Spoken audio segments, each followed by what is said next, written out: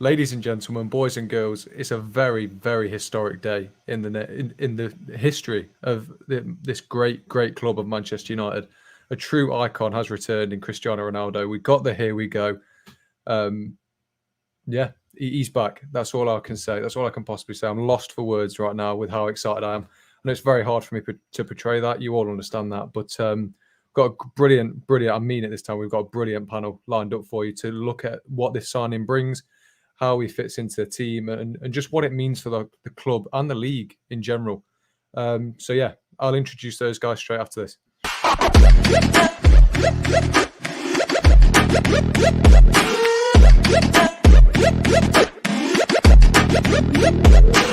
Click subscribe to get daily Manchester United content from passionate Reds, only on All for United.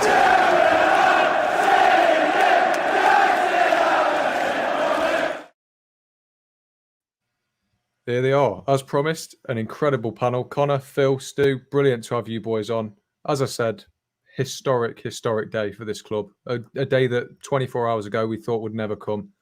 But here we are. We got the here we go. As much as we got the better than that, we got the official confirmation from Manchester United that just slipped my mind entirely. But Connor, I'll come to you first. Obviously, we spoke about it earlier before it was confirmed. But what does this signing mean? I mean, to be honest, it's like everyone has said. We love nostalgia, right? As football fans, it's something along with goals and winning matches and trophies. Nostalgia is right up there, with the things that football fans crave. I could not care less about his age, about everyone's questioning whether he can perform again in the Premier League. Forget all of that right now. He has come back to his rightful home, and he's going to be playing in front of Old Trafford, in front of packed crowds. I don't think I need to say any more. Like, we know his talent. We don't even need to discuss. I know that defeats the whole point of the show, but we don't even need to discuss what he brings. We know what he brings. It's Ronaldo. You don't even need to say anything else other than it's Ronaldo. And it's like I said, I cannot wait to see him back in a United shirt in front of a packed Old Trafford, because I think people are really underestimated a couple of things. One, the impact it's going to have on the club. We've seen the uplift we got today. I mean, that's not going to go away. The uplift it gives to the players. I mean, there's players look at Rashford's tweets this afternoon, how excited he cannot wait to get back on the training ground with his idol. Same with Bruno Fernandes and people like that. It's going to give the dressing room a great lift. It's brilliant for Greenwood, brilliant for Sancho and those younger guys. It's just bloody brilliant, isn't it? Can't go much better than that. You've muted yourself, James. Oh, of course, rookie mistake. Rookie mistake. Phil, before I bring you in, it's brilliant to have you on as ever, mate. It really is. But I will say first, obviously, we've got a big show today, so be sure to like and subscribe for plenty more content. And before I do bring you in, Phil, I believe congratulations are in order to John. Got married on Saturday, so fair play, mate. Well done. What a honeymoon this has been. But yeah, Phil, we'll obviously get your sort of the information you had on the transfer later, but just straight from the off, what are your thoughts on this deal? Well, there's a couple of perspectives. First of all, let's look at it from a commercial perspective, from United's point of view, right? I saw a tweet earlier from an individual who specifies in sports finance, saying it's already added 250 million to United's cap. It raises the losses. I mean, I know it's paper money, but it raises a lot of losses under COVID. Take a look at what this will mean to United commercially. It is a genius move financially, if you look at it that way. The message out of United a week ago was steadfast in the sense that no more signings until players are sold. But this is different. This is a totally unique situation where you have an iconic footballer that will pay for itself in 5 months. I do wonder how Nike are feeling about this deal, I'm sure, with the Adidas shirts going through the roof. But nonetheless, it was so important for the optics for United not to lose Ronaldo to Manchester City. Now, from a City perspective, no Kane, and they're repeatedly losing out on big players, Messi, everything else. United, this was really, really important. The obvious advantages that he brings to the dressing room, he's a winner, right? I mean, I was just sitting looking at some of his stats. First of all, the most recent time we've seen Ronaldo play football was in the Euros. 5 goals he scored in the Euros, scored in every game he played, right? Broke the record for the most for a male player in both the Euros and the World Cup for the most goals, right? And He is an insatiable winner. This is a guy who at 36 has the telomeres of a 29-year-old, right? He is in fantastic condition. And it's, you don't come to Manchester to retire. You do that in LA, you do that in Qatar, you come to Manchester to play football, right? So he's come here because he's come to United because he still has major football ambitions, which is great. You can't have enough winners in the dressing room like Ronaldo. And it's something that for me, when I looked at the Villarreal game, I looked at so many semi-finals, finals that United were losing, it just needed for me one or two players with that mentality that we win at all costs. I think if United had Ronaldo at the weekend against Southampton, they'd have won that game. I said they had Cavani, they'd have won that game. And the other thing that does is, for the likes of Martial and all the other players at the football club, it's another clear message that there is a consequence for failure. You're not getting away with another 4 goals a season, 4 goals a season. So for Martial and everybody else, you get a chance at Manchester United, you have to take it, right? You don't get a perfect chance. Same with Van de Beek, it's not going to be perfect. You have to take it when it comes. So for me, I think it gives United depth, it gives it quality, and it's a very, very important, significant signing for United. There's downsides, right? Which this is not the day to discuss them. Everyone's happy. But there'll be another time for that. Let's enjoy all the positives because we so rarely have moments like this. And for United to have a window of Varane, Sancho, and Ronaldo, and I still think there might be one more if United can get a couple out. It's truly unbelievable. Absolutely. I don't think any of us could have put it better ourselves. Stu, I'll come to you next. First, I'll welcome Ahmed. Brilliant to have you on the show again, mate. I know I saw you earlier. Again, James. Always a pleasure, mate. Stu, I know it's very, very hard for you to get excited about anything at all. Absolutely. But surely you've got to be excited about the fact that Ronaldo's coming home. Yeah, look, I think any honest Man United fan would have wanted and dreamed about this for years. Did we ever think it would happen? No. As Phil quite rightly says, if you're going to go to pasture, you got to pasture in Qatar, or you got to pasture in PSG, or you got to pasture in America. You don't come to the Premier League to get a pasture. You come to the Premier League to win the title. And the thing about Ronaldo is he's very self-assured, as we all know. But he will be wanting an extra Ballon d'Or. He will be coming with that mentality of another Premier League title. He will be coming with that mentality of a Champions League. He will want as much and as many trophies individually and collectively as he can get. And when you're in and around a player of his caliber, but his personality, something that we've not seen since Cantona came in 92, 93, the lift that it will give to somebody like Bruno, who idolised him, which we all know, and to some of the younger players that are signing their first contracts, to everybody around the club, from the tea lady, the canteen staff, to absolutely everybody who've been it and seen it, done it, by the way. They've seen some world-class footballers. And I don't use the term, as you well know, lads, at all, but they've seen some world-class footballers go through the doors. And to have Ronaldo, when Ronaldo finally arrives at Carrington, whenever that may be, the lift that it's going to give this club is phenomenal. Phil rightly mentioned that $208 million has been added to the value of the club overnight already. And it's a brilliant piece of business. People won't look at it that way. They'll think we're panicking, etc., etc., etc. But it's a brilliant piece of business. It really is. And the thing is, whether or not we need him, who gives a flying fuck? Really, who cares? Just on that, just a quick point. First of all, when was the last time you saw all the United players tweeting that their team is happy? You are, right? Yeah, exactly. I can't believe it. It's a massive lift of players. But it's funny how we're told that City have to be able to send Harry Kane, which is fundamental to their title challenge. United's front three are academy graduates. Funny how it's never, that standard's never applied to Solskjaer, that maybe he needs £150 million striker to win the league, because we've had question marks why United need Sancho, question marks why United need Ronaldo, and United have this expectation that they have to win with purity. They have to have a whole bunch of young players, and even if they grind out a win, that's not enough. This isn't expected of anyone else. No, it's one of those where I always look at it. Sometimes the world can throw the biggest curveball, and everybody just stands back in amazement. And this is what it's done to the global football community. Everybody's just stood back and gone, "Wow," or "fuck," or whatever their expression is, and it's absolutely brilliant. And I was like everybody else yesterday. I felt a bit sick. I couldn't actually see Ronaldo going. It was just my heart, I guess. You know, I couldn't see it happening. But whatever the occurrence and however it's come about, he's back home.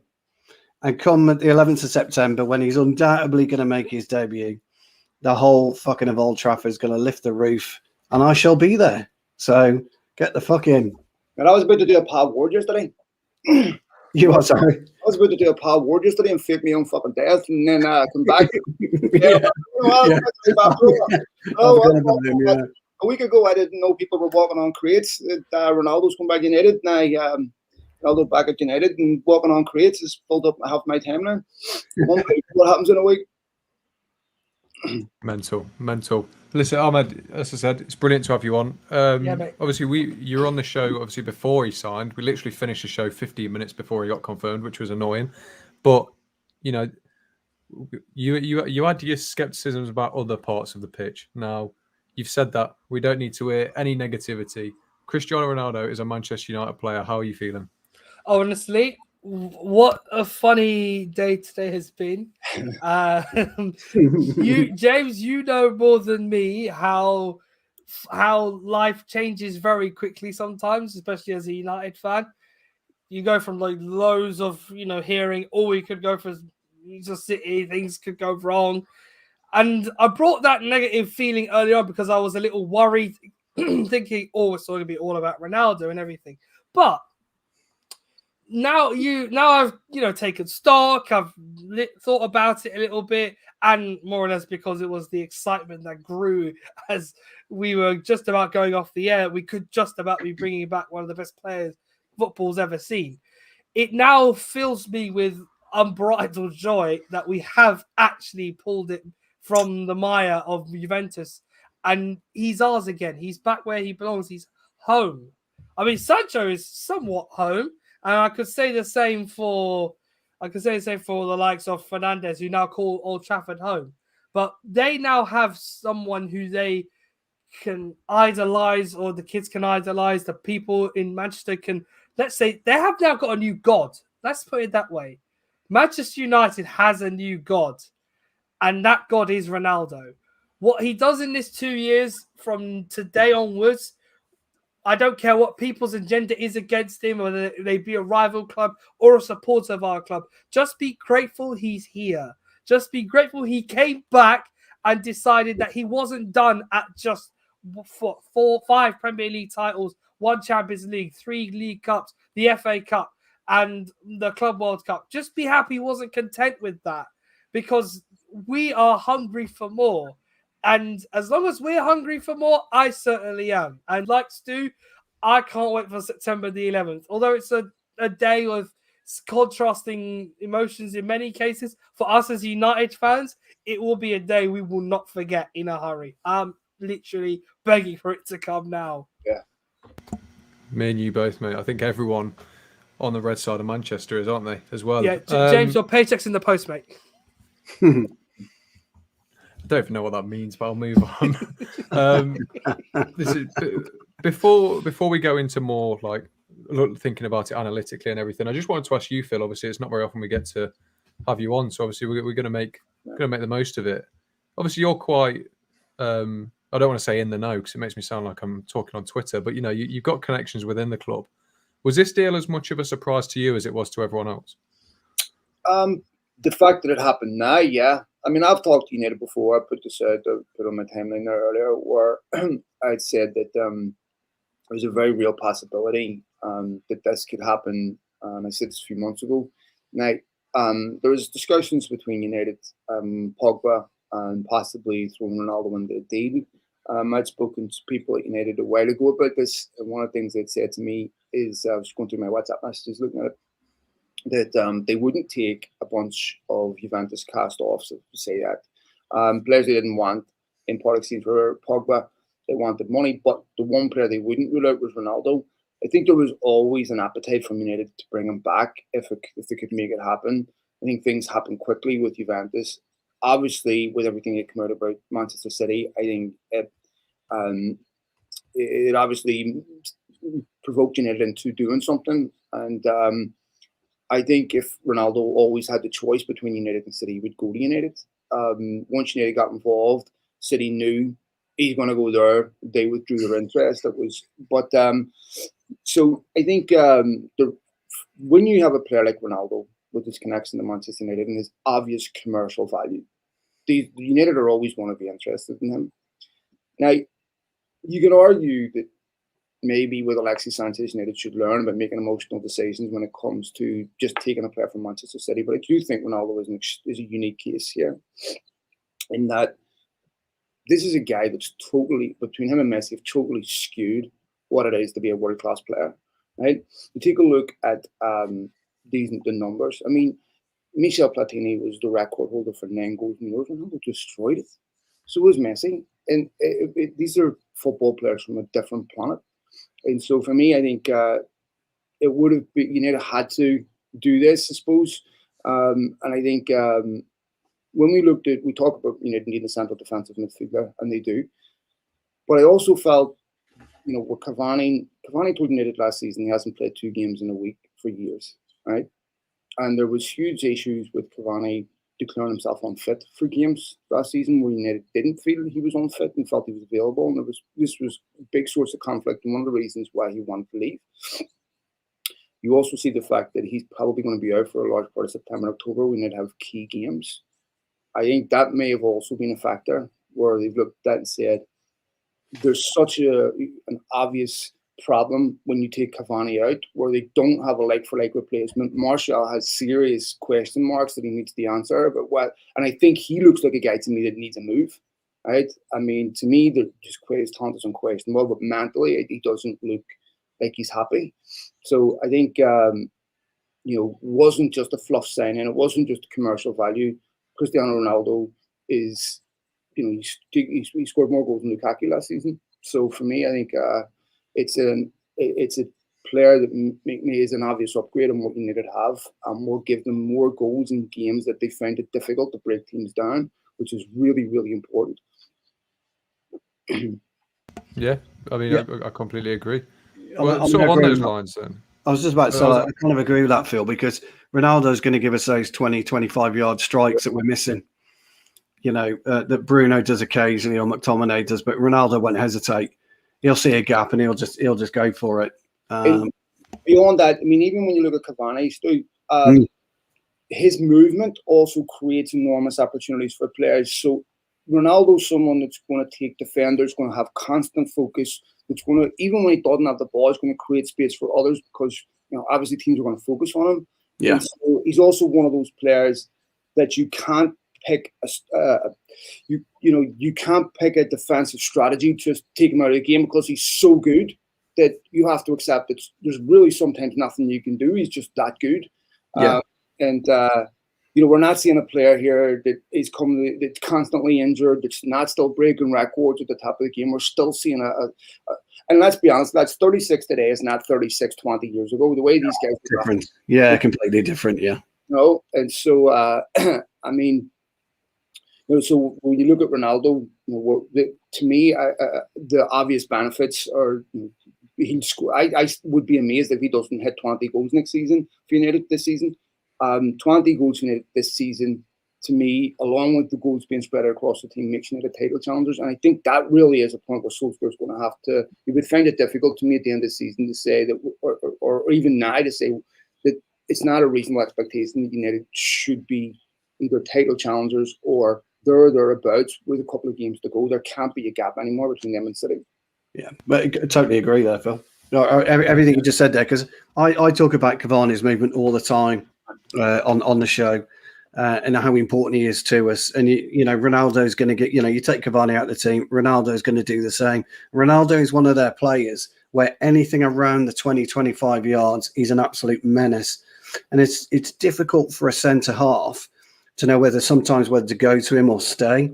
But if you allow him to come at you and drive at you, he's going to cause you problems. If you go at him and slightly off balance, he's going to go around you. He's going to cause you problems. He is a fucking nightmare to play against. And as you quite rightly said, Phil, combine that with whoever you want to put alongside him, be it Rashford, be it Sancho, be it Greenwood, be it Martial if he stays, etc. We've got the firepower to, I think I'm with you. If we're not there or thereabouts with a couple of games to go, then there's serious questions got to be asked. Just Listen, one Stu, other point. I think it also shows that United still have the ability to attract top players, which is important to attract the next player. So if they want to go get a Haaland or someone like that, they're still capable of bringing the best players in the world in. And with Haaland, the PSG are probably going to move for Haaland with if they sell Mbappe. If they don't get him, how many better options would Haaland have than United? I mean, I think with his relationship with Solskjaer, if United have that money next season, or something of that ilk, still shows United are a top destination. Yep. Yeah, I completely agree. Listen, Stu, I had a question for you, and I invite people to sort of get involved in the conversation afterwards. Obviously, the other three on the panel, but obviously, I think it's sort of topical for you because you've obviously had your doubts about Mason Greenwood's ability to play as a number 9. Is Ronaldo this perfect number 9 in your mind that United need? You know, there's never a perfect number 9 actually, which is strange because when you look at some of the strikers that we've had in the past, Van Nistelrooy comes to mind. You know, Ronaldo offers an ability actually to be supreme in the air. I don't think I've ever seen any football player have a leap that he's got, and he has the potential to outjump 6'3", 6'4" defenders. His movement across the front line is perfect for us, but Ronaldo, he's not. Again, I'm going to come back to it. He gets his fair shares of tapping, but he's not a lethal 6-yard predator, and nor is Greenwood, whereas Cavani is. Cavani is a lethal 6-yard predator. Ronaldo isn't, but Ronaldo offers you, and this is what I was saying to Phil earlier, he offers you that 20 to 25-yard wonder strike ability that Greenwood won't put in his locker yet. He's got it and he can do it, but he won't risk it yet. And Cavani has never done that really. He might have scored the odd 1 or 2 throughout his career, but that's not his game. So when you look at the three of them, they've all got completely different attributes. But I suppose the more rounded forward for me, centre forward, naturally gifted centre forward, is Cavani, because he lacks the ability of playing out on the left and on the right. The more difficult player centre forward to play against, which actually, James, you mentioned on a couple of shows ago, I think it was, about types of number 9s. Ronaldo fits into your style type number 9. He can play the 18-yard and further back, and he can drive, he can dribble, he can shoot, and he can score with his head. Greenwood at the minute is too much of a wide player. He hasn't got that instinct to play in the middle. That's how I view all three. I don't know what you guys think. I would say Stu makes a very constructive point. The thing I've the thing I've noticed with Greenwood is he, not to sound like it's a little, similar in the two players, but he does have that habit of doing what Martial, what Rashford, in fact, what Ronaldo does, and that is coming on his stronger side from a wider position. And as Stu alludes to, it does time after time often work. I think what we'll find now is if Ronaldo goes out and plays up front weekly, you will see probably Martial being pushed out of the team and the 2 young Englishmen or 3 young Englishmen, 2 out of Sancho, Greenwood and Rashford playing on the wings. So one will have to be benched. So yeah, it strengthens us a little bit with us having Ronaldo up front being the isolated man in the front 3, or if we are playing a 4 with Fernandes in the hole. But other than that, I don't see too much of a problem with Greenwood being out wide a lot longer because you can see the similarities in growth. We're not saying exactly yet that he'll reach the standards of Ronaldo. He's still a boy. He's still in his teens. But who knows where Greenwood could go 10 years down the line. and what Absolutely. he could be 10 years from now. But if he goes his craft like he's doing now out wide, who knows? I think we have a player on our hands already. Matt, continuing, I think what Ollie's doing now is just reassuring him to keep you in the team. I'm going to have to sacrifice your ability to play in the middle just for a while we give this opportunity to the main man up front. So I don't see a problem with there's no doubt about that, Ahmed. You're absolutely right, and I agree with what most people are saying, that Greenwood is a potential future number 9. But all I'm saying is just not right at this time. He's got a lot of development, a lot of growing to do. But actually, a good number 9 understands the game. You've got to understand that final third and all aspects of that final third to be a quality number 9. But is he 19, 20? Still Greenwood? Still a team. He'll grow into that. He'll grow into that. That's all. So it's not a criticism of Greenwood. I think a lot of people think that I don't rate Greenwood as a player, and maybe I come across a bit too harsh. I absolutely rate him. He's a wonderful talent. I mean, he's 2-footed for a start. That's a rarity in the modern game. And he can strike well with 2 feet. And he's got a lot of intelligence about him.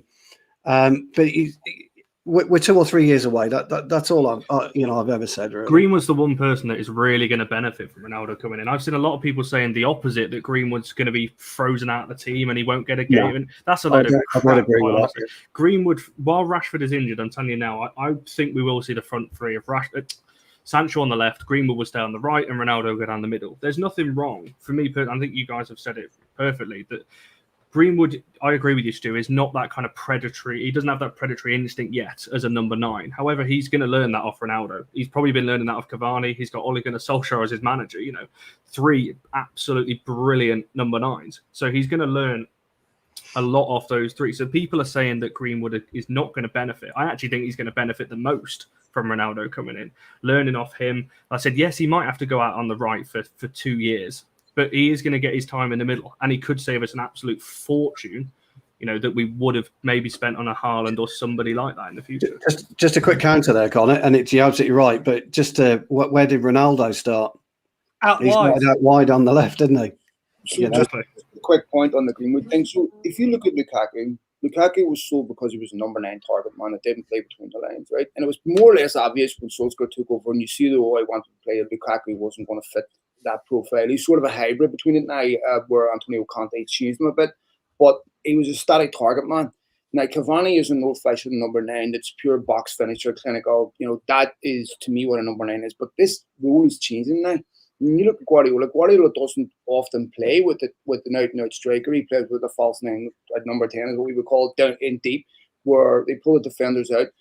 Greenwood still has a tendency to drift out wide, right, and drift away from that. There was a brilliant ball played the weekend against Southampton that was knocked right across the box, and there was nobody there, right? And that's just because of the tendency of Greenwood still to drift out wide to get involved in games, which young players often do, because when you're central striker, a lot of game can pass you by, and then they start to drift, and that's when they lose some tactical discipline because they want to get involved in the game. And anyone who's played football at any level and played up front, when you're not in the game, you have a tendency to drift, to get involved in the game. So for me, I think with Greenwood, there's still development there, but maybe that number 9 position in our eyes will change, because I think Solskjaer and a lot of managers now like those number 9s that play between the lines rather than as an old-fashioned target man.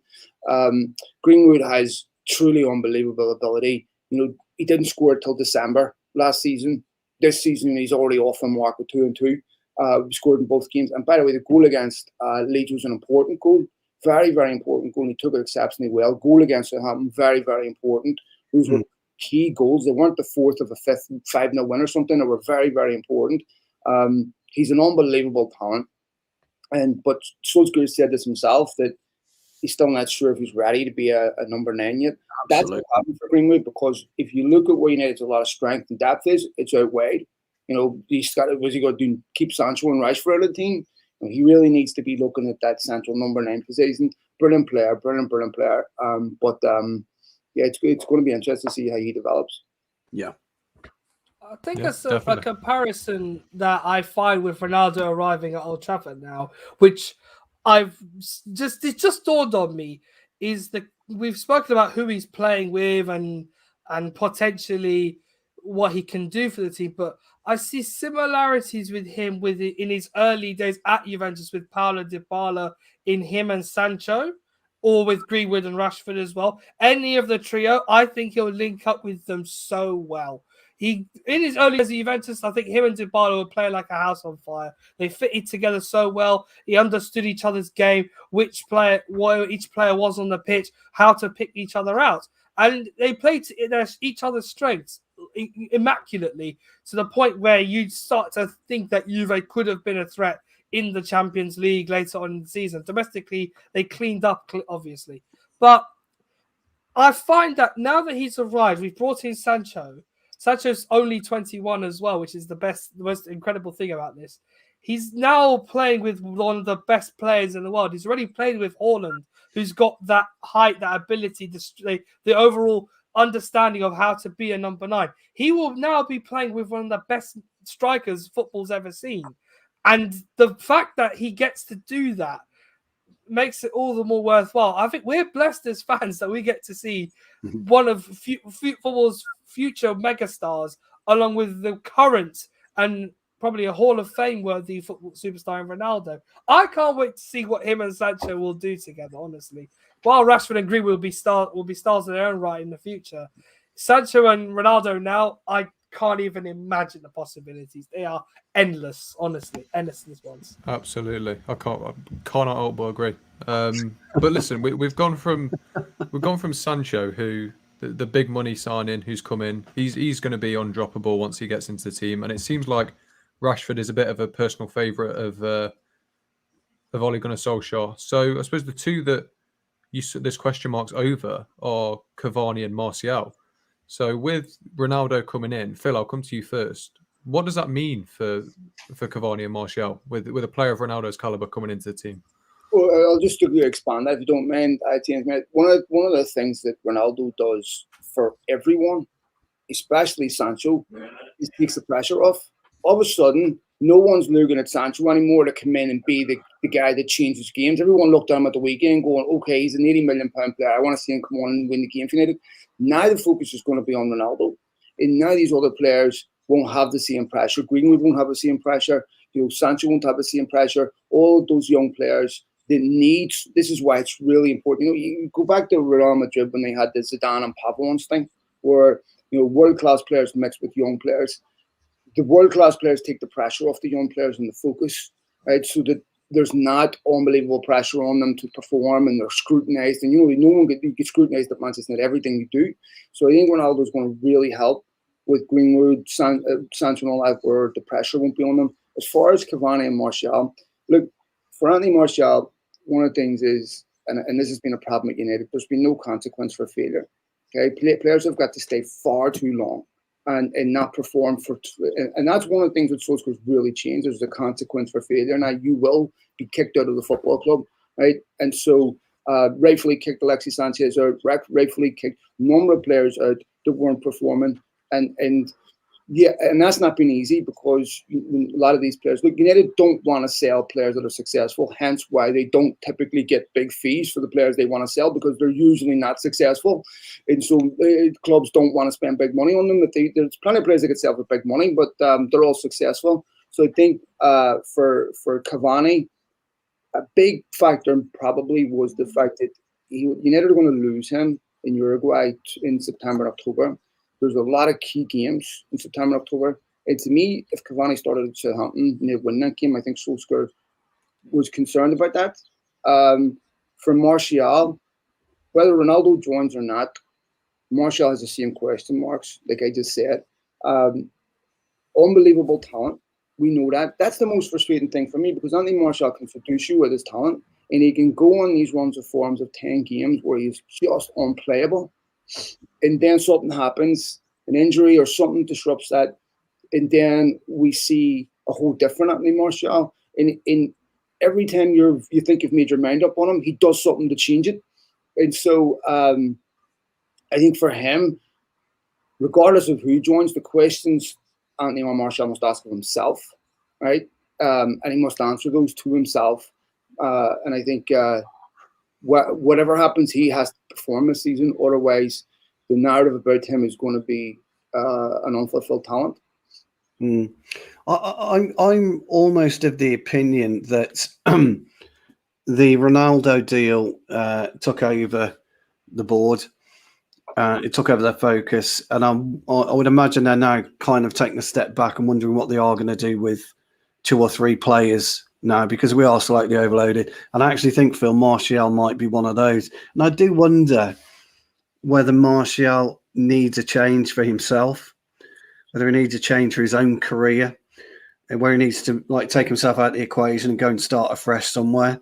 There's absolutely no doubt in his talents. There really isn't. I mean, on his day, he is unplayable. He's big, strong, he's quick.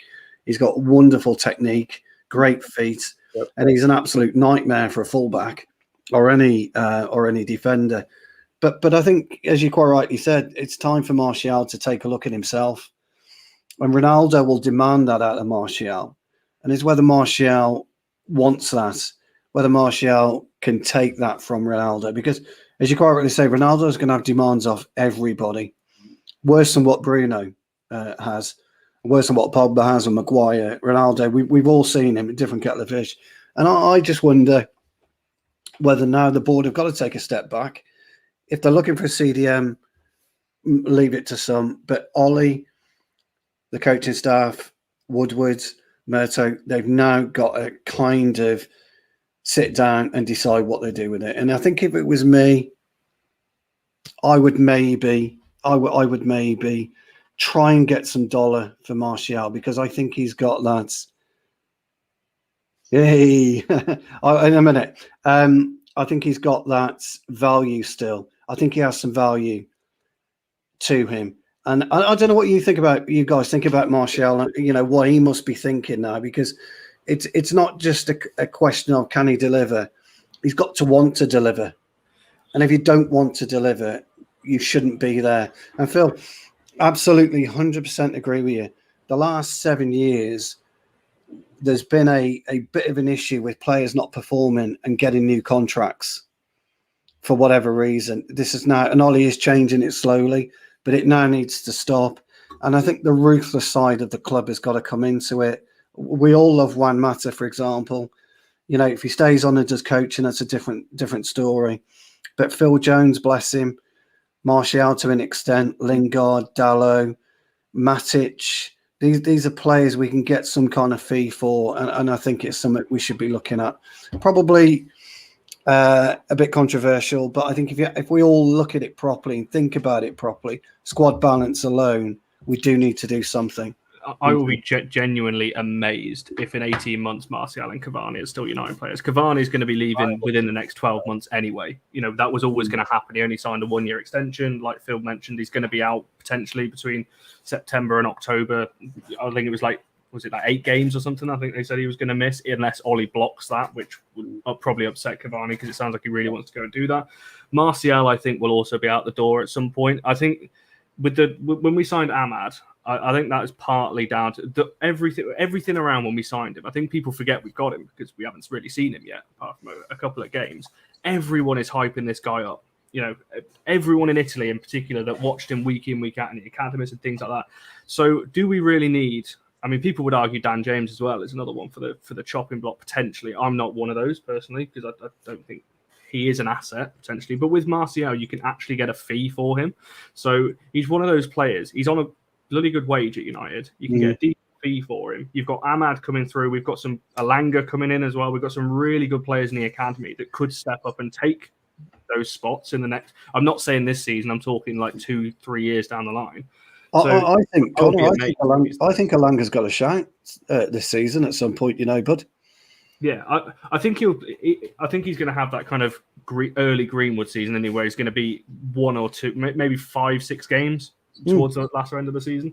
So that's what I mean with Martial. I've never actually doubted his attitude personally. I don't think it is, and I just think he's one of those players. He's not like a happy, smiling person. We know that. But I don't think he's ever gone into games and gone... I don't think he's ever gone in and gone, right, I'm not focused today. I don't think that's him. He's a little bit lazy on the pitch sometimes, but there's so many... Messi's lazy. It doesn't make him a bad player. But, I think that's all I've got to say on it, really. I'll be amazed if Martial's still a United player going into 22-23 season. With Martial, the problem for United is a couple of things. First of all, this is a terrible market that I've spoken to a lot of agents. I've spoken to a number of people that work in football, and I know there's some clubs that have made big moves. United, PSG, City, and all that there, but Chelsea. I'll just name 3 clubs that are artificially funded, right? Real Madrid, obviously, where they're finding Mbappe money, I don't know, but for the most part, it's below the top clubs. There really isn't a market, and so for Martial, United to sell him now, he's not at peak value because he's just come off a horrendous season. So they probably have to sell him below his market value. The question is, if you're a big, huge club, why would you buy Anthony Martial? Right? Because he's a risk. I could see him going to someone like Lyon or someone like that there, where it's still a big club, but not the biggest club, still a point-to-prove club.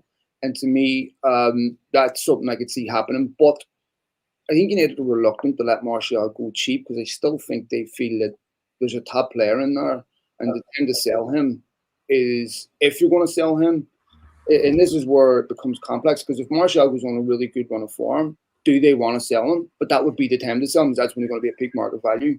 So I think, to sell him now, and it wouldn't shock me at all to see him leave and be exceptional somewhere else. That doesn't mean that we're wrong to sell him, right? Because it's about what he does at United. I've never thought never wrong to sell Lukaku, and I love Lukaku. Total class act. I spent time with him when he was doing his native medical. Total gentleman. I interviewed him when I was at Anderlecht. Total gentleman. I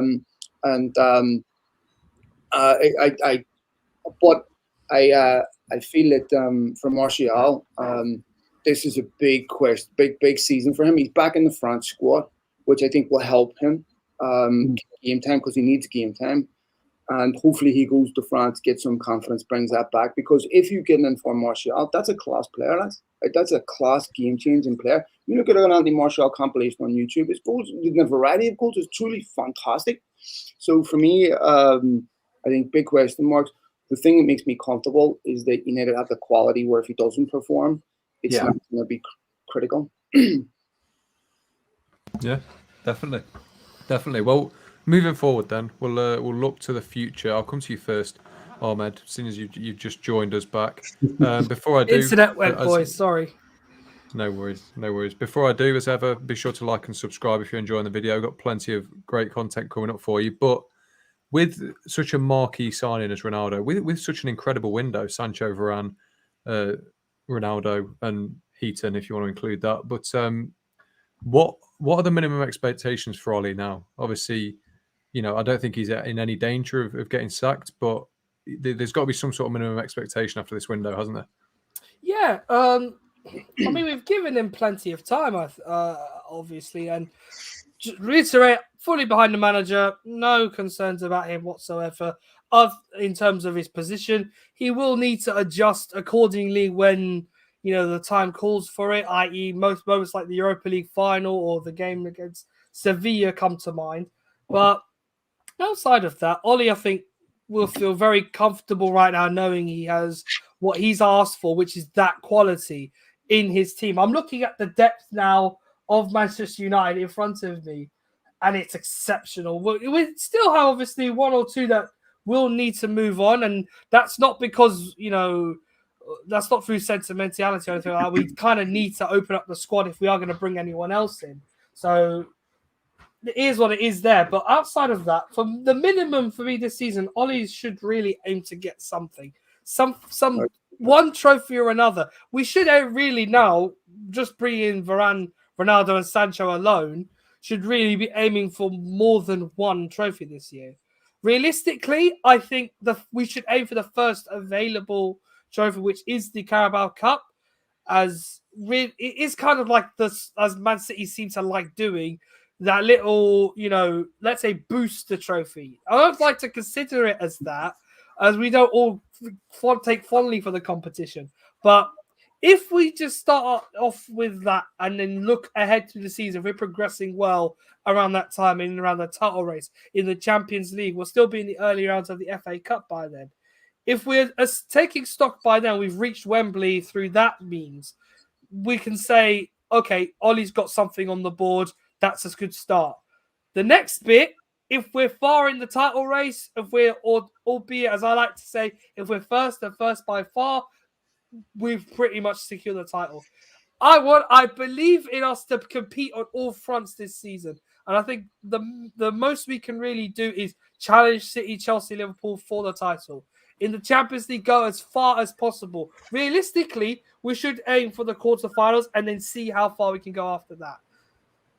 And for the FA Cup, it's probably, along with the Carabao Cup, probably one of the easier trophies to win. But because it's a historic year for the competition, it would make sense for us as one of the highest winning competitors in the competition to reach that final as well. So at a minimum, we should at least make an appearance at Wembley. So Carabao Cup or FA Cup should be earmarked as one of our key competitions. And then in the main two, the Champions League and the Premier League, we just got to go as far as possible and hope for the best. Who knows, really? Who knows? If we do pull it off, though, and I mean, when I say pull it off, I mean the Premier League and the Champions League. Oh, I don't know if I can. What's the road here, Ahmed? I mean, I've been tempering my expectations a little bit throughout the summer, but I might just be letting my guard down a little bit, if you get what I mean. I think it all depends on context, isn't it? I think everyone laughed at Gary Neville on Monday Night Football the other day when he said United could make progress this season but finish third, which is obviously lower. He's bang on, by the way, because we could finish third but 2 points off the top and take it down to the last day. That's progress. We'll be closer to the title. So that, to me, is not... that's what I mean. I think it's about context. If we're in a title race and we don't end up winning it, but we go right to the wire, we've really pushed City and City. I don't think really Liverpool are in the conversation, to be honest. If we really push them to the wire and we miss out, fine. I will accept that because at least we've made progression. That's what you want each year, progression. As what you were saying there about the three other cups, I've said all summer we've got a better chance of winning the Champions League than the Premier League, in my opinion, because the two Spanish clubs are not the same as they once were. Juventus, obviously now Ronaldo's with us, so two Milan clubs and Bayern Munich. But on our day we can beat absolutely anyone. So there's no reason why we shouldn't be going. I think I agree. We did quarterfinals, semi-finals, Champions League, same as the FA Cup and the Carabao. I think it's all going to depend on, and it sounds quite ridiculous, I guess, to say, squad fitness and injuries, because we saw how that affected us at the back end of last season. Ollie is not the greatest, I guess, at rotating, partly down to he doesn't trust his squad, rightfully so. Last season, with some of the players that we did have on the fringes, weren't really exactly pulling up trees when they came in. So I think that's going to play a factor. But minimum, I think, James, your original question was about expectations. Yes, we all want to say he has to win a trophy this season, but I think it needs to have a level of context behind it. Because say we get to the Champions League final and we just, I don't know, say we're in the game and it goes to penalties and we lose, and we go to the title race and we go down to the last day and we don't win it. Is that a bad season? I don't think it is. So I think you've got to have a level of context in how we lose certain games and how we lose potential semi-finals, finals, and so on. Mm-hmm. Just on that, I think there's some fundamental differences that you pointed out where United had a massive shift after they sacked Mourinho. So after they sacked Mourinho, when you look at Mourinho and Van Gaal, both were brought in to manage a team. Solskjaer was brought in to manage a club. Right? And there's a massive difference because he's had to overhaul the academy, he's had to overhaul everything. Mourinho and Van Gaal didn't have to focus on those things.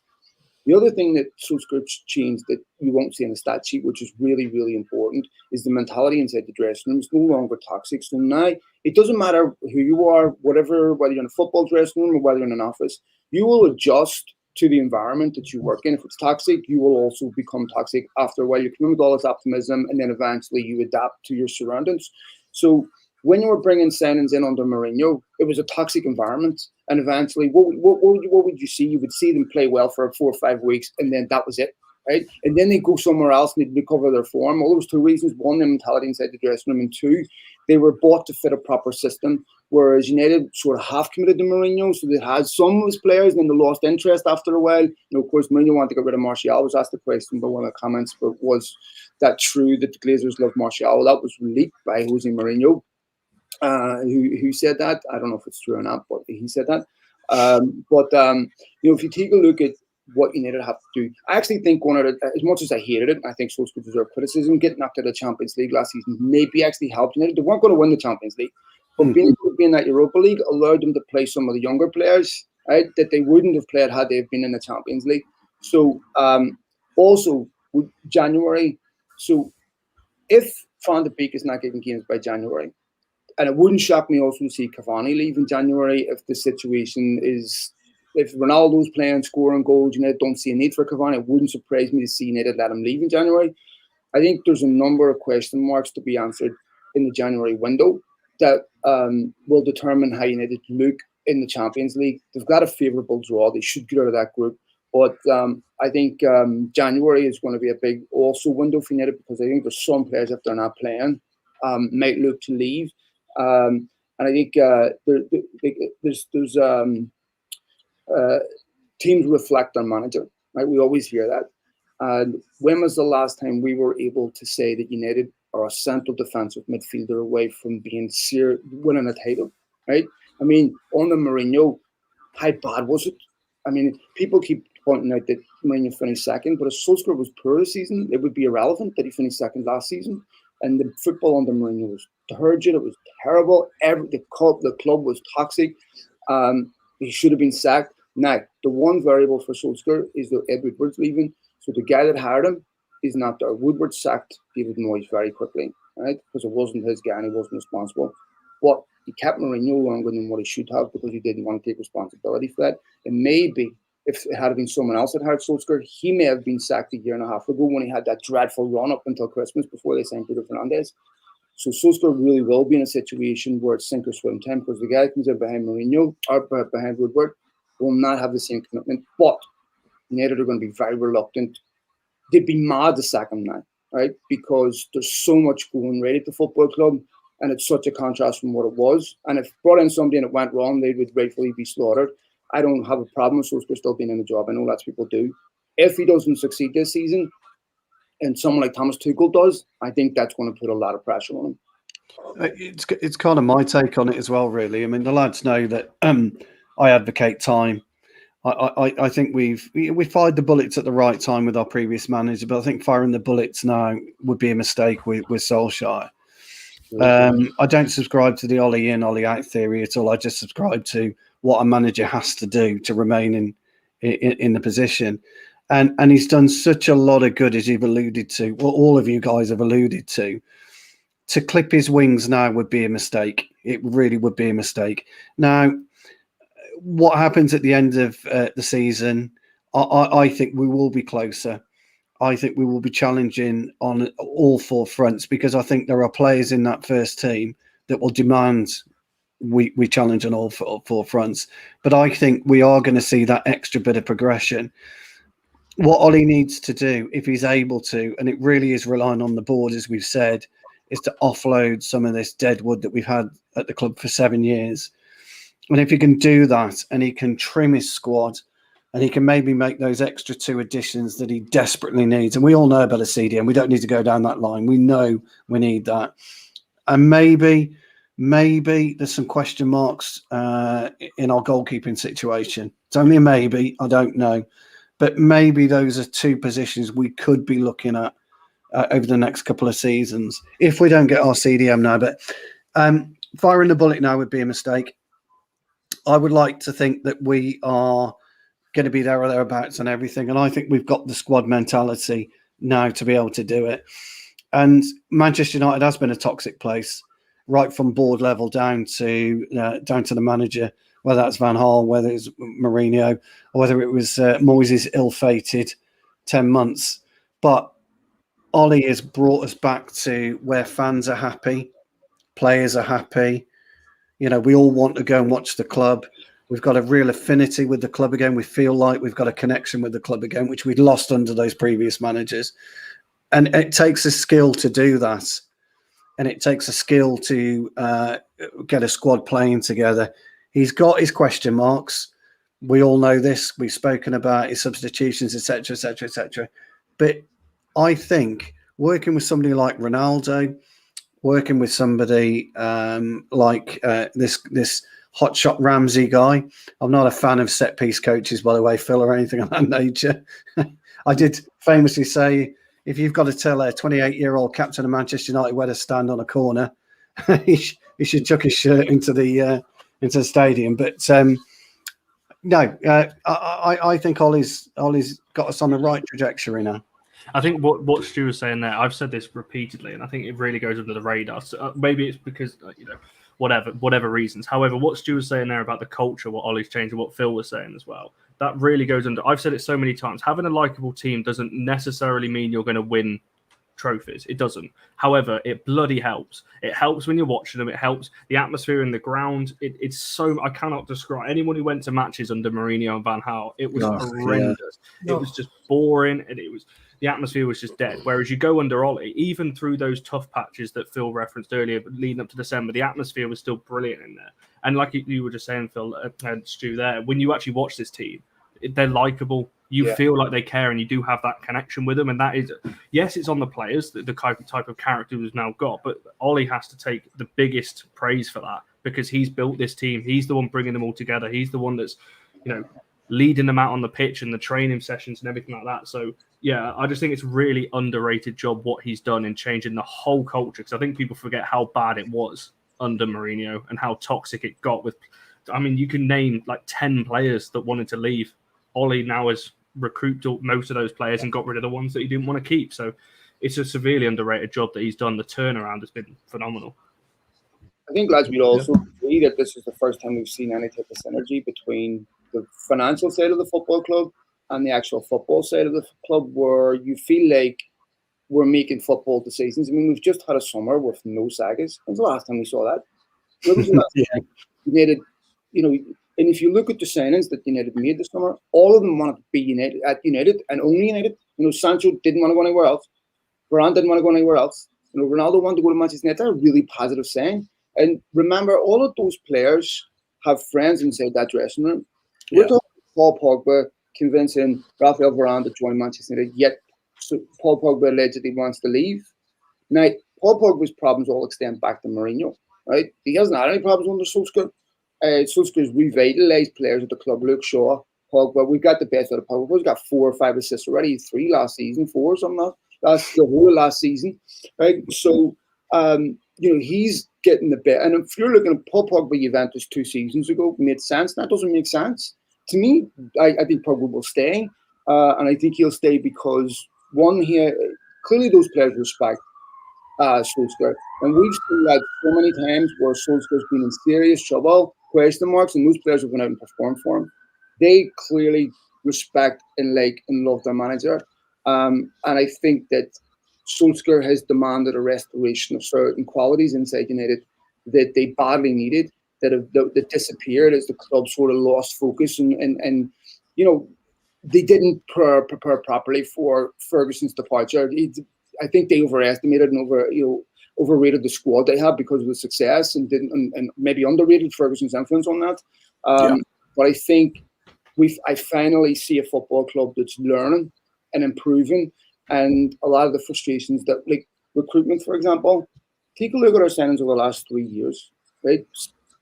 I mean, and then go back prior to that. Most of them were failed, but last 3 years, Harry Maguire, no question, been a success, right?